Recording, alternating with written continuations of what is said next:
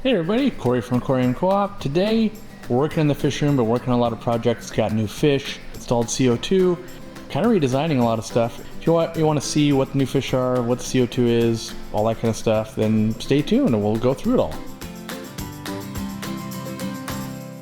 Alright, so as you know, we've been testing a lot of stuff, and really what I've been trying to do lately is get the right look going, and you know, something I'm proud of.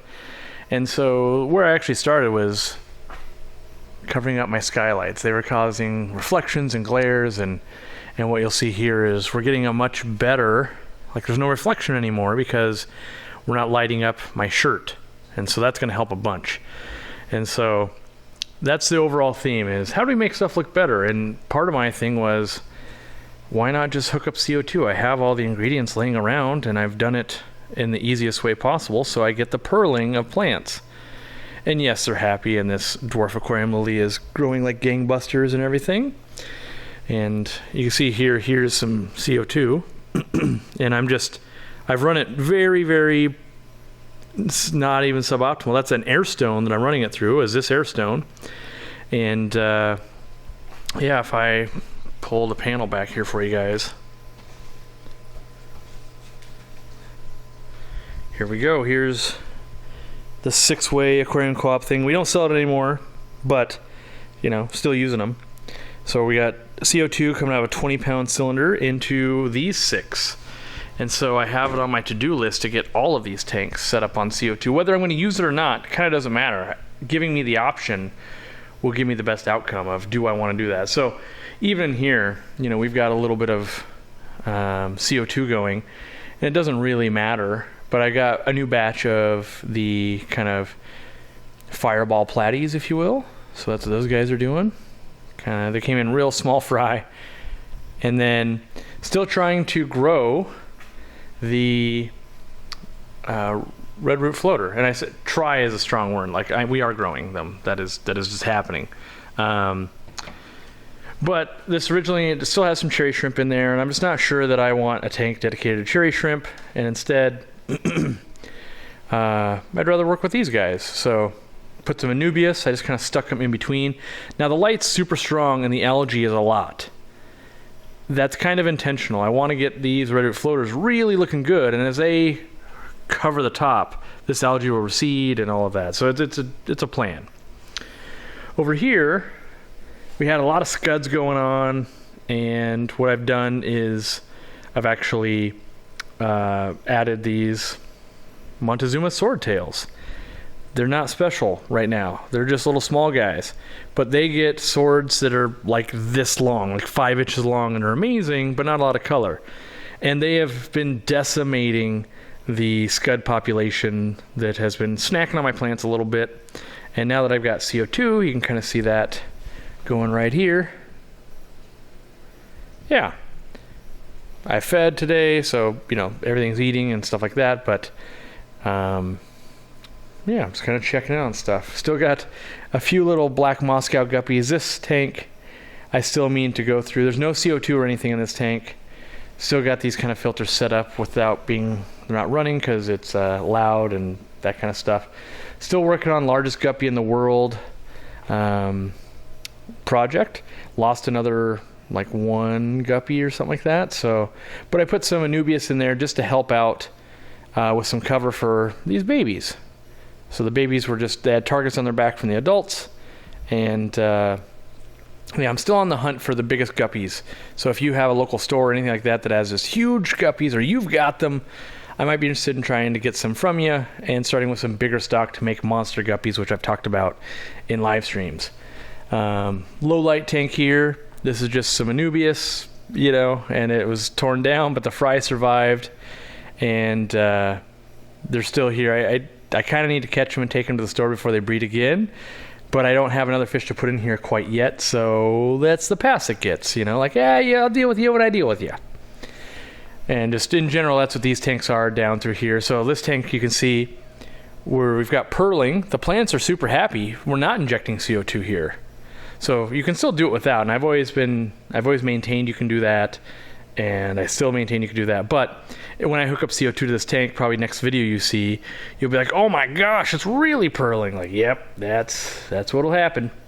And then here is kind of these blue ocean shrimp. They're still just kind of doing their thing, looking amazing. And this is a tank that, yeah, we'll get something going. We still got just floating Vesuvius and Amano shrimps and everything. It's just kind of, left over at the moment. That's what it's doing. So, working on lighting for the live stream. I've got this big globe. I'm trying to do some soft lights because these are too harsh. You can see the hot spots on the walls. And I'm trying to get it so I can film like some of the air pump videos and that kind of stuff over there. And that, so I'm waiting on some supplies. The 800 gallon, it's been going pretty well. Algae has set in, that's fine. And you can see here we've got some more Congo tetras now. Still kind of young. We did get like 30 more males, so that was cool. I tried to order 50, but we only got about 30. And so I planted some Vallisneria. Took out the other log. I decided it was kind of going out too far, so moved this log back. And you see there's a planter there, easy planter. This is just in the pot. And then these guys, I did put some root tabs and everything, and they were planted, 4 or 5 days ago. So haven't even leveled out the gravel. You can kind of see big and then low, and there's still some blue-green algae and stuff. And my plan is to maybe put some more nerite snails to eat that. I did put in 3 Autosynclus, and then I put in 5 Pandagaras, which don't look that cool right now, but they will be super cool when they grow up. Here's my one ram's horn snail that goes, I got all the food in the world. This is amazing. So yeah, I zoomed the wrong way. What a fool. Oh, there's one. So there's a little Pandagara. And he'll work on eating little algae and rocks and all that. So people said they want to see it in a live stream. If you're not following us, hit the subscribe button, give a like.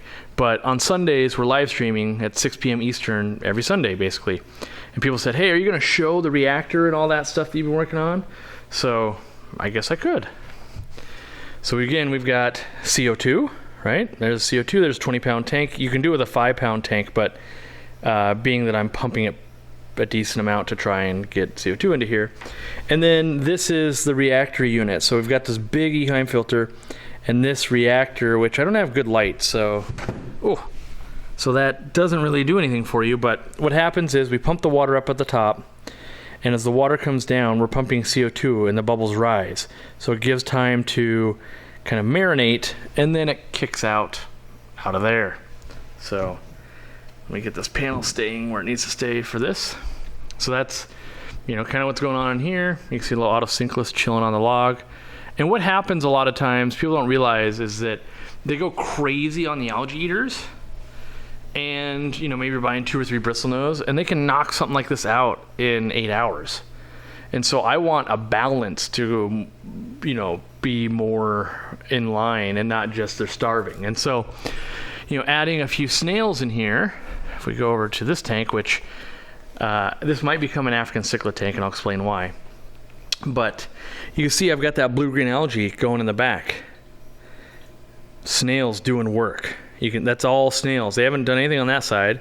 But you can see like one's on, there's one right on the glass there. And yeah, I could add a few more, and maybe I will, but we just got a couple goldfish here. There's one Lone Ranger clown loach that I need to catch out. And then we just got these guys doing work. So this one's in a stasis mode. There's also one reticulated hillstream loach back there. And the lights are down low. And you can see, here's the light spread pattern. Like there it goes. And there it goes. And that's why we're getting more algae on the back. If I was to move this light to here, that back algae would just be up here. And we'd have a ton of algae up front. So light placement, pretty important in an aquarium.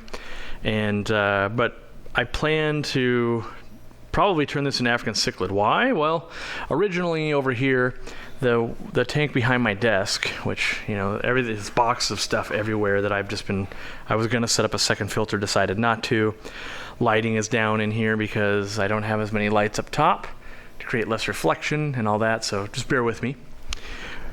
And then I've been, you know, regulator stuff and all this over here. But we finally, after the live stream the next day, no, it was that day, after the live stream, we tore out all the sand and we put in the gravel. And so, interestingly enough, when I had sand, the eel would never, ever bury himself. Now that I have gravel, he's like, cool, I like this cave. And so, we're going to, you know, what I'm thinking is I'm going to plant this up and just make it a real nice planted tank. And, you know, so that means clown loaches go into the 800 gallon, right? And there's going to be different fish and all of that. And originally, clown loaches out, African cichlids in. But now it's African cichlids is the bigger tank, I think, and planted tank behind my live stream and all that here. And I think that'll be a good look for me. And then this Bulbitis has been having tons of algae problems. If you were watching the live streams, I pointed it out. But rosy barbs, if you don't know, are great hair algae eaters. These are long fin rosy barbs, and I am in love with this fish. It caught my eye when it was just a long finned rosy barb and looked cool years ago. But now that I know it's one of my favorite algae eaters of all time, I try to incorporate them as much as I can. So we'll probably keep some in this tank, but I'll probably put some in the 800 gallon just to munch on any algae that shows up, and then probably some in the 1500 gallon at the store also. So, you know, lots going on. Got trial foods, got just tools and implements and things like that. Again, this is the best way to clean a sponge filter. You know, when the air collar gets clogged up, get yourself a syringe and pump water through it. I'm going to do a whole dedicated video on the sponge filter and the air pump, that kind of stuff. We got that right there, so that you guys will be more well versed in those types of things. And then I need to vacation this plant over in with those rosy barbs. They will just eat all this algae. It'll take 3 or 4 days. It'll clean as a whistle. So I'm looking forward to that. Ooh, there's a little dwarf claro pleco. Where'd you go? Oh, you darted out. I was trying to zoom and he darted because I moved, so you won't get to see it. There it is. No, you're running. It's under there. Anyway, here we've got a little bit of algae going on. I did turn the light up a little bit. I was trying to see, is this the amount of light that I want with this CO2? And we're getting purling, you know, a little bit. So that just means CO2 is making the plants and the algae happy. If you look at that right there, even the algae is giving off oxygen, which I need to start reminding people more and more. When a plant gives off oxygen, it does that while the light's on. When the light's off, it uses oxygen. So you run into problems where you have a fully planted tank, and if you don't have an air stone in there, you're going to drop a lot in oxygen levels, and you can actually get die-offs going. So just be aware of that. I always recommend an air stone, even when you're pumping in CO2, especially when you're pumping in CO2, really. And so if we take a look and we see, you know, some of these plants, you can see the bubbles kind of building up underneath the leaves. And that means that they're just producing a lot of oxygen and they're photosynthesizing a lot. Then if you look down, you're like, hey, that leaf looks like it's dying. That was one of the original leaves. And so it's going to die back. And, you know, these new bigger leaves are coming out and they're looking healthy because those are the submerged grown.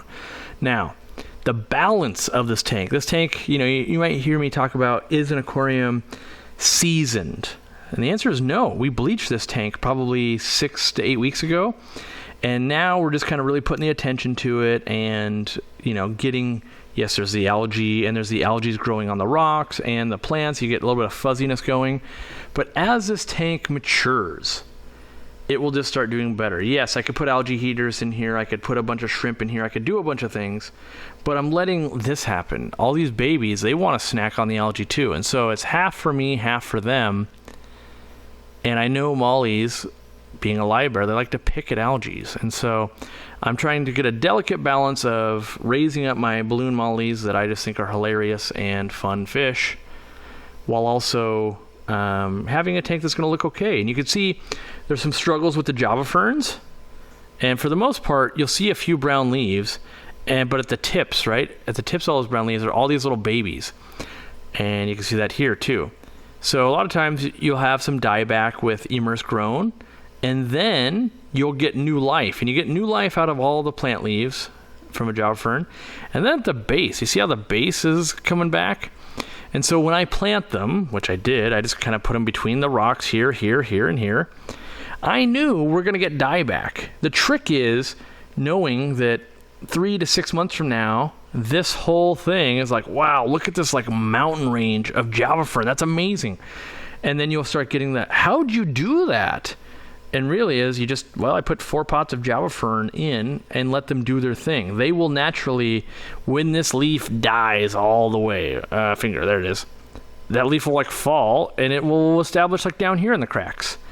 And you'll just keep seeing it. You can see that right here, right? These roots are reaching down. Eventually, they're just going to grab that rock and go down into the gravel. And that'll happen. And so we see here, we've got a little bit of blue-green algae potentially going because there's a lot of light. And really, you could get in here and you could fix all that today, or let time go. Eventually, that might recede and you'll get more plant growth. And I have been trimming the tiger lotus. This is one tiger lotus I bought. It was able to split in 2 when it arrived to me, and it keeps making these big lily pads. And I keep kind of just pinching those off my finger to keep it kind of lower for now. But in a perfect world, I should just let them cover it, and then the Java fern won't get so much light, won't grow the algae. And yeah, I haven't decided if I'm going to do any carpet or anything in here yet. So there's still all the area kind of around. And so far, I just want to play with the Java ferns, really. That's really all I'm doing. Need to start taking handfuls of snails out of here and feeding them to the clown loaches and stuff. I just haven't done that yet, but that's on my to-do list. I'm gonna, bring maybe a pea puffer or 2 home, or something to start working on all of these snails and keeping the shrimp alive. There's just so many, because what's going to happen here, actually I'll probably just catch out all the shrimp and the fish and then feed out all the snails, because this is a tank I'm going to reset. I don't like the gravel or the sand, and it has that contaminant weird spongy thing, which I'm not seeing right at this exact, there's some, if I zoom in, that weird spongy stuff right in the center. Don't know what it is still, but seemingly when I bleach the tank, and there's some on the sponge filter here, when I bleach the tank, it doesn't come back. So I'm trying to rid my whole fish room of that, and just trying to get some balance back here. I've got a lot of big snails. Every time I feed, they come out. I should collect them and feed some of them off as well. Or I could also just take them and they would fix that tank, but then they would populate that tank. So yeah, that's kind of what's going on in my little fish room here. And I say little, it's big in size, but there's 15 aquariums, and kind of working on it in between each thing. I've got work to do, and then I fly out, and I'm in Kentucky most of next week. By the time you see this, I've already been there and back again. And so a lot of what I'm trying to do is get stuff implemented now, so that when I miss a week because of work, growth still happened, or whatever is going to happen. It's going to become more seasoned, more mature. Look at this longfin, super red, just nice looking fish here. Just chilling in low light Cryptown. You got all these guys, and still want to make a video about AquaClear filters, the new ones, the old ones, all that kind of stuff. And so, but I gotta, for me, fish talk done. I gotta get lighting right, so I'm testing out some stuff there, some globes, and I think it's gonna work pretty well for me. And then the video making gets a lot easier, because I tried putting some lights up top. You can see that one and this one. It's not the right lighting, so we'll work on it. That's all you can do, is kind of go, okay, gotta move some stuff, gotta do this, gotta do that. And supplies are on the way. They'll be here later this week, a couple days, and then I'll implement them, and then maybe I can film that video before I have to go this weekend. But we will see. There's always a live stream or something else to do. So if you like what you're seeing, go ahead and subscribe, check out what we do, buy all our stuff online, and we'll see you on the live stream on a Sunday.